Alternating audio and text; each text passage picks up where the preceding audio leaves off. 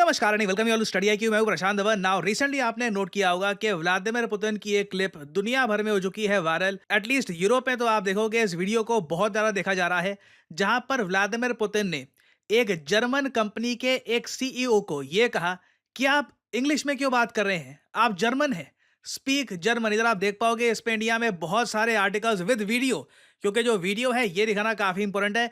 ये पोस्ट किया जा रहा है जहां पर नीचे लिखा है व्लादिमीर पुतिन ने जर्मन सीईओ को डांट लगाई लाइव टीवी पर। मतलब एक बहुत बड़ा समिट चल रहा था। एक्चुअली व्लादिमीर पुतिन रशिया में इन्वेस्टमेंट्स इंक्रीज करवाने के लिए एक समिट कर रहे हैं, इन्वेस्ट इन रशिया के नाम से। उस समिट के दौरान जब एक जर्मन सीईओ ने इनसे सवाल पूछा इंग्लिश लैंग्वेज में, पुतिन भड़क गए। इन्होंने कहा कि इंग्लिश में क्यों बात कर रहे हो, तुम जर्मन हो, why don't you speak German.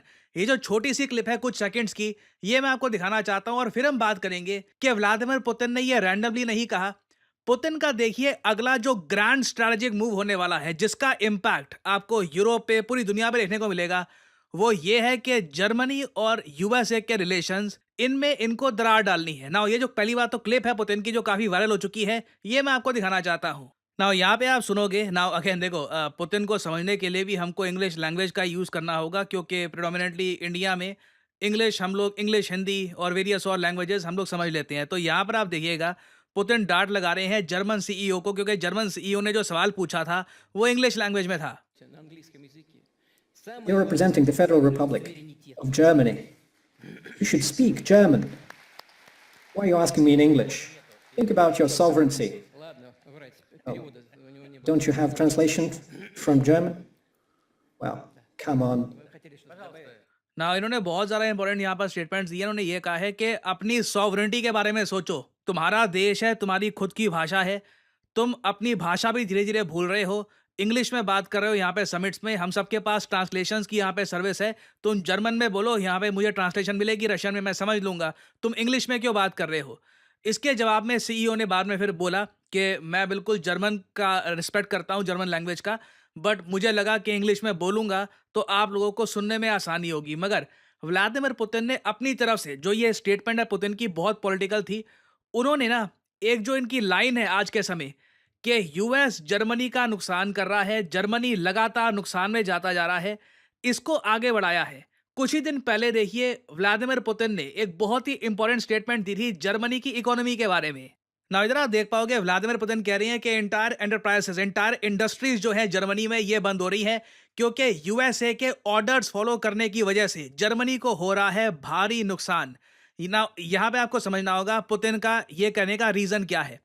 Germany कई दशकों से यूरोप का आप कह लीजिए ग्रोथ का इंजन था। उसका रीजन बहुत ही सिंपल है, रशिया से जर्मनी को मिलती थी सस्ते रेट पर एनर्जी, नेचुरल गैस और वेरियस और पेट्रो प्रोडक्ट्स, ये सब कुछ परचेज करते थे ये लोग रशिया से।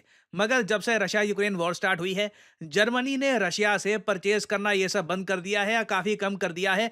उसकी वजह से ऑब्वियसली जर्मनी की जो इकोनॉमी है ये लगातार खराब होती जा रही है।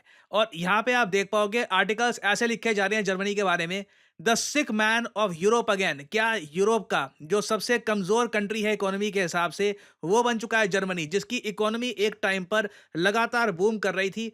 या तो इनकी इकोनॉमी आज के समय श्रिंक कर रही है, या फिर अगर ग्रोथ होती भी है तो 0.01% के आसपास हो रही है, बिल्कुल रिसेशन लेवल के आसपास। और पुतिन आज के समय ये सब इसलिए कह रहे हैं क्योंकि ये चाहते हैं जर्मनी के लोग आने वाले इलेक्शंस में, 2025 साल बिल्कुल आ ही गया है, हम दिसंबर में आ चुके हैं, 2025 में देखिए जर्मनी में होने हैं इलेक्शंस। ना ऑब्वियसली मैं कहीं पे ये नहीं कह रहा कि जर्मनी के लोगों को कहाँ वोट करना चाहिए, वो बोलने वाला मैं कौन होता हूँ।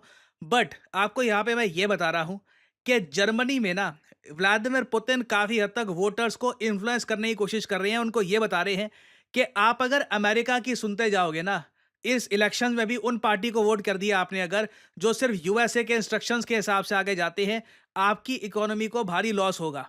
और इंटरेस्टिंग बात देखिए, एक पार्टी है जर्मनी में एएफडी के नाम से, ये पॉलिटिकल पार्टी बहुत ज़्यादा राइट विंग पार्टी है जर्मनी की।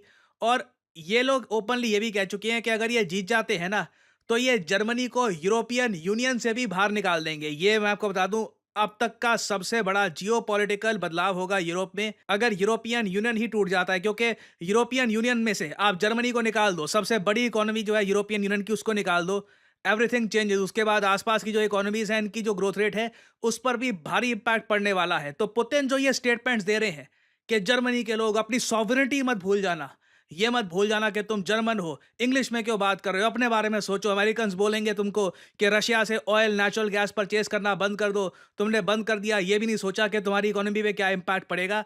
ये सब बातें अगेन मैं आपको ये बता दूँ, अगर जियोपॉलिटिक्स को आप एक बहुत बड़ा चेस बोर्ड मानोगे ना, व्लादिमीर पुतिन एक ग्रैंड मास्टर प्लेयर है, मतलब मैग्नस कार्लसन लेवल के। एक-एक इनकी स्टेटमेंट कुछ फालतू कुछ नहीं बोलते। आउट ऑफ हिज लिमिट की जो बोलने की आवश्यकता नहीं थी वो बोल दी। लिमिट में टू द पॉइंट बोलते हैं और सीधा इनका एक निशाना होता है कि इन 2 कंट्रीज़ के रिलेशंस में मुझे इम्पैक्ट डालना है, इस कंट्री में इलेक्शन होने वाले हैं, यहाँ पे मुझे एक मैसेज पहुँचाना है, वो इन्होंने चुपचाप पहुँचा दिया है। नाउ जर्मनी की कमेंट के बाद व्लादिमीर पुतिन ने सीधा बात करी भारत की। भारत में हम लोगों को क्या चाहिए? हमें चाहिए मैन्युफैक्चरिंग जॉब्स। पुतिन ये बात समझते हैं कि जो भारत को उम्मीद थी कि अमेरिकन कंपनीज ह्यूमंगस स्केल पर मैन्युफैक्चरिंग स्टार्ट कर देगी भारत में, उस लेवल पे काम हुआ नहीं है। आई मीन एप्पल ने, उसके अलावा कई और अमेरिकन कंपनीज हैं, इन्होंने काफ़ी कुछ किया है भारत में, मगर अभी भी ग्लोबल मैन्युफैक्चरिंग में भारत का जो ओवरऑल स्टेक है, ये 10% से भी काफ़ी कम है। तो पुतिन ने अब देखिए भारत को भी ये बोलना स्टार्ट कर दिया, आपको मेन चीज क्या चाहिए थी? मैन्युफैक्चरिंग ना। We are also ready to set up manufacturing operations in India. Basically मैं आपको ये बता दूं, 2025 से ना रशिया की पॉलिसी जो मैं लगातार हर जगह से देख पा रहा हूं वो ये है, मेक इन इंडिया को ये बहुत बढ़ चढ़ के सपोर्ट करेंगे। रशिया ये चाहता है कि इंडियंस ये बात समझे कि ना सिर्फ डिफेंस के मामले में, इकोनॉमिक एस्पेक्ट्स पे भी ना, अगर आपको लार्ज स्केल जॉब्स चाहिए, अगर आपको मैन्युफैक्चरिंग करनी है, वो हम आपको करवा के दे देंगे। चाहे रशिया एक ऐसा कंट्री नहीं है जहाँ पे लाखों इंडियंस जाकर काम कर सके वीज़ा के अंडर, क्योंकि वहाँ पे सैलरीज रशिया में उतनी हाई नहीं है जितनी यूएसए में है। मगर पुतिन का ये कहना है कि मेक इन इंडिया को जेन्युइन ग्राउंड लेवल पर अगर कोई हैवी पुश कोई कंट्री देने वाला है, तो वो रशिया होगा। और अगेन देखो, ये बात इन्होंने कही है, क्या 2025 में रशिया क्या जेन्युइनली ऐसे स्टेप्स लेगा जिससे इंडिया में बहुत सारे मैन्युफैक्चरिंग यूनिट्स ये लोग लगाएंगे, जिससे जॉब्स बनेगी, लोगों की पॉवर्टी दूर होगी और लोगों का स्टैंडर्ड ऑफ लिविंग इंप्रूव होगा? ये देखना होगा। This will be very interesting to C.